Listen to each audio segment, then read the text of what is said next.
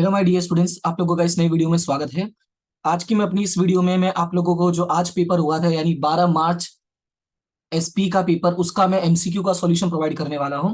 Basically ये जो paper मैंने चूज किया वो इंग्लिश मीडियम का चूज किया। वो सही है कि इंग्लिश मीडियम के जो पेपर था वो मुझे इजीली मिल गया, हिंदी मीडियम का पेपर मिला नहीं मुझे, और फिर बाद बहुत लेट मिला तो उसका मैं फोटोज और सब पीडीएफ नहीं बना पाया। ठीक है, हालांकि आपको एमसीक्यूज के आंसर ही मैच करना है कि आपका आंसर क्या होगा, क्योंकि अभी अगर मैं एक्सप्लेनेशन भी देने जाता हूं, अगर मान लो कोई एक्सप्लेनेशन जो है वो मैंने बहुत ज्यादा बेटर दे दिया तो अभी आप उसको समझ के पेपर में लिखने तो जाओगे नहीं। इसलिए मैंने सोचा कि मैं ये इंग्लिश वाला ही जो है सॉल्यूशन प्रोवाइड कर देता हूं। तो आप चाहे जिस मीडियम को, चाहे हिंदी मीडियम के हो, चाहे इंग्लिश मीडियम के हो, चाहे गुजराती मीडियम के हो, आप लोग एटलीस्ट एमसीक्यू अपना चेक कर सकते हो कि आपका राइट है या रॉन्ग है। रीजन है, तीनों का पेपर सेम होता है, एमसीक्यू के ऑप्शंस भी सेम होते हैं। जो उसमें ए होगा उसमें हिंदी में भी ए होगा, गुजराती में भी ए होगा। सो एटलीस्ट आप वो मैच कर सकते हो। ठीक है, तो फिलहाल स्टार्ट करते हैं, ज्यादा टाइम नहीं लूंगा आपका मैं। इसमें जो 20 एमसीक्यूज है, जहां पे जरूरत होगा वहां पे मैं एक्सप्लेनेशन भी दे दूंगा। हालांकि मैं यही सोचकर आया हूं कि मैं आपको सिर्फ प्रोवाइड कर दूंगा सो दैट कि मैं बाकी चीजों पे काम कर सकूं। आपकी जो एग्जाम्स है उसके अकॉर्डिंग मुझे बाकी चीजों को थोड़ा सा जितना हो सकता है उतना अरेंज करके आपकी हेल्प करनी है, जितना मुझसे हो पाएगा उतना। ठीक है, फिलहाल इसका देख लेते हैं कि इसके आंसर्स क्या होंगे। Number 1, how is the amount retain in bank correspondence. तो इसका जो आंसर हो जाएगा वो हो जाएगा इन फिगर्स एंड वर्ड्स। मैं आपको बता दूं कि ये जो क्वेश्चन है ये एवरी ईयर एग्जाम में आता है।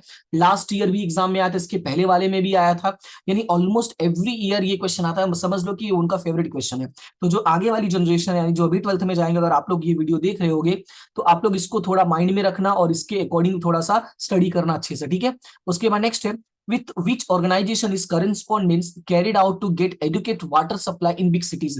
देखो, जब बात आती है बिग सिटीज की तो आपको पता है, आप भी सूरत शहर में अगर रहते हो, जैसे सूरत, अहमदाबाद, ये सब बिग सिटीज है, और आपको पता है यहाँ पे ये सारे काम कौन करता है, तो यहाँ पे ये सारे काम म्यूनिसिपल्स वाले करते हैं। यानी इसका जो आंसर होगा वो हो जाएगा म्यूनिसिपल कॉर्पोरेशन। स्टेट और सेंट्रल गवर्नमेंट इनकी हेल्प करते हैं, और जो ग्राम पंचायत होता है वो सिटीज के लिए नहीं, विलेजेस के लिए होता है, राइट। तो आपका जो आंसर हो जाएगा वो क्या हो जाएगा, म्यूनिसिपल कॉर्पोरेशन, ये ऑप्शन नंबर बी।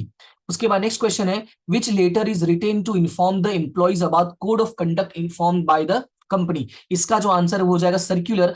अब देखो, मेमो, सर्कुलर, नोटिस और एप्लीकेशन लेटर। एप्लीकेशन तो देखो किसी भी एंगल्स में बचेगा तीन। अब इन तीनों में डिफरेंस क्या वो मैं थोड़ा सा आपको बता देता हूं, सो दैट आपको आइडिया रहे कि आप आंसर जो बी है वो ही राइट क्यों है, ए और सी क्यों नहीं है। ठीक है, देखो जो मेमो होता है ना, वैसे हम लोगों ने बुक में पढ़ा भी है कि मेमो को जो नॉर्मली आजकल लोग होता है नेगेटिव वे में बोलते हैं ना, इसका मेमो आ गया, तो वो नेगेटिव वे में नहीं होता है। ये बुक में भी मेंशन है, ये कोई नेगेटिव नहीं, ये पॉजिटिव है।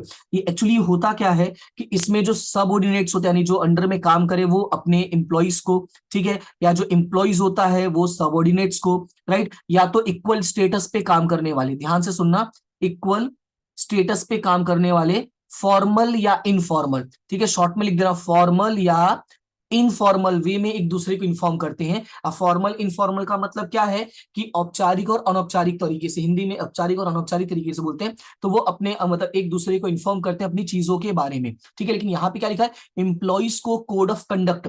तो जब कोड ऑफ कंडक्ट की बात आती है तो वो किससे होता है, सर्कुलर से। सर्कुलर का मतलब क्या होता है कि कोई ऐसी बात आपको बतानी है जो सब तक फैलनी जरूरी है।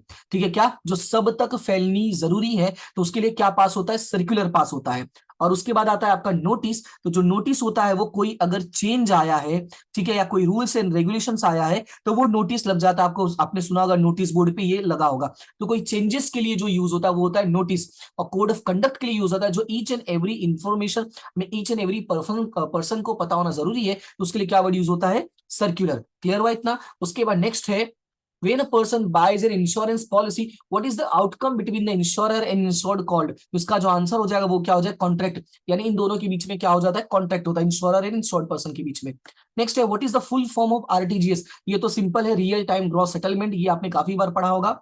नेक्स्ट है, who should be the centre of presentation. देखो जब हम प्रेजेंटेशन करते हैं, कुछ भी किसी से बात करते हैं, किसी कुछ कहते हैं, हम हमेशा उसको ध्यान में रख के करते हैं जो हमें सुन रहा है, क्योंकि हम तो बोल ही रहे हैं, तो सामने वाले को समझ में आना जरूरी है, उसको पता चलना जरूरी है कि हम क्या क्यों काहे बोल रहे हैं ना। तो इसीलिए इसका जो आंसर हो जाएगा वो क्या हो जाएगा, अटेंडीज हो जाएगा। और हिंदी में इसका जो आंसर है वो है प्रेक्षक।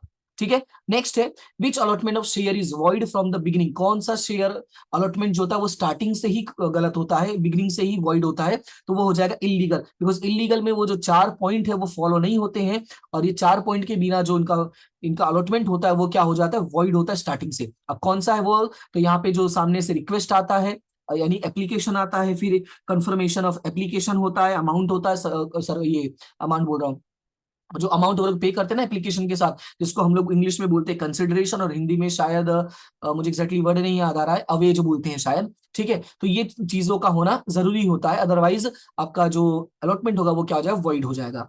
उसके बाद है question number 8, minimum gap between two instalment should be. तो इसका आंसर हो जाएगा 1 मंथ, यानी 2 इंस्टॉलमेंट के बीच में कम से कम कितना गैप होना चाहिए, 2 महीने का गैप होना चाहिए। What is returning of share certificates to the company by shareholders called.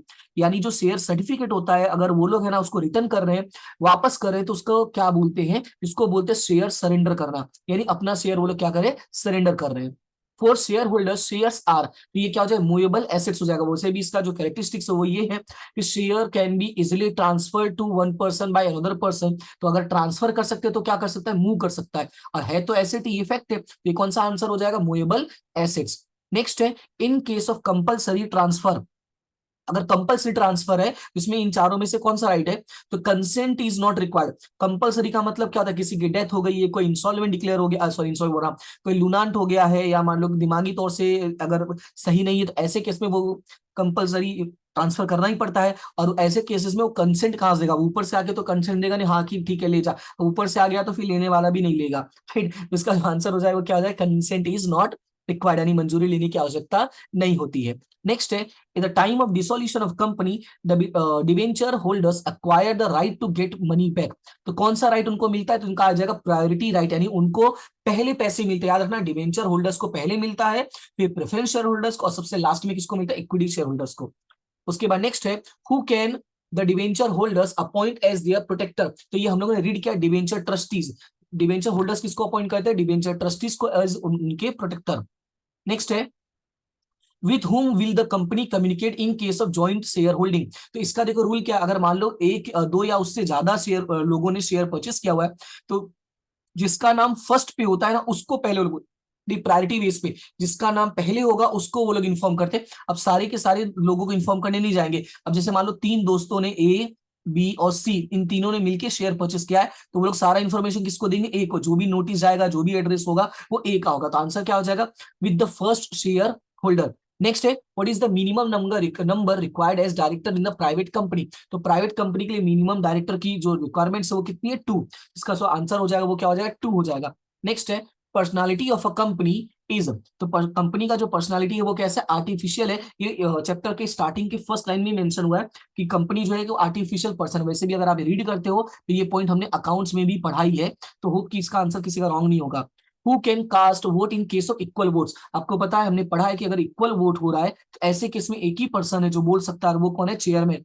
देखो डायरेक्टर बोलेगा नहीं, चेयर क्रेडिटर्स बोलेगा नहीं, तो आंसर बचा कौन यहाँ पे, चेयरमैन। ठीक है, क्रेडिटर्स वैसे भी इन सब चीजों में बोल नहीं सकता आके, तो आंसर क्या हो जाए इसका, चेयरमैन। और ये क्लियरली मेंशन भी, ये लास्ट पॉइंट है ये इसके चेयरमैन के राइट्स की। उसके बाद नेक्स्ट है, how many votes are essential for passing a special resolution. तो स्पेशल रिजोल्यूशन पास करने के लिए मिनिमम जो वोटिंग होना चाहिए वो कितना होना चाहिए, 75%।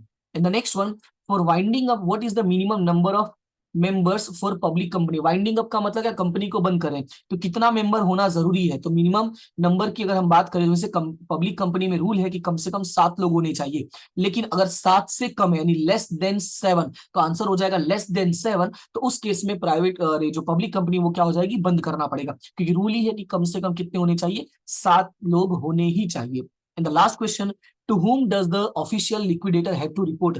लिक्विडेटर का अपॉइंटमेंट कौन करता है, तो ट्रिब्यूनल। तो रिपोर्ट भी वो किसको करेगा, ट्रिब्यूनल, यानी कोर्ट अपॉइंट करती है, लीगल अथॉरिटीज अपॉइंट करती हैं, तो ये लीगल अथॉरिटीज को जो भी होगा वो रिपोर्ट करेगा, ना कि डायरेक्टर, मेंबर और क्रेडिटर्स को। क्लियर है इतना। तो जो आपका आंसर है वो यही है जो मैंने यहाँ पे बताया है। आप इसका बिल्कुल टेंशन नहीं लेना कि आप कोई आंसर रॉन्ग है या कुछ इधर उधर चेंजेस हो सकता है। ठीक है, ये परफेक्ट आंसर है, बिल्कुल टेंशन नहीं लेना। अब आपके कितने आंसर्स राइट हुए हैं वो जरूर कमेंट सेक्शन में बताना, और इसके साथ नेक्स्ट पेपर की प्रिपरेशन कर दो, उसका भी मैंने वीडियो अपलोड कर दिया हुआ है, आप उस वीडियो को एक बार जरूर देख लेना, आपकी जरूर हेल्प हो जाएगी। ठीक है, फिलहाल आज के लिए इतना ही, मिलते हैं नेक्स्ट क्लास में, तब तक के लिए thank you so much and have a good day and all the best for your paper.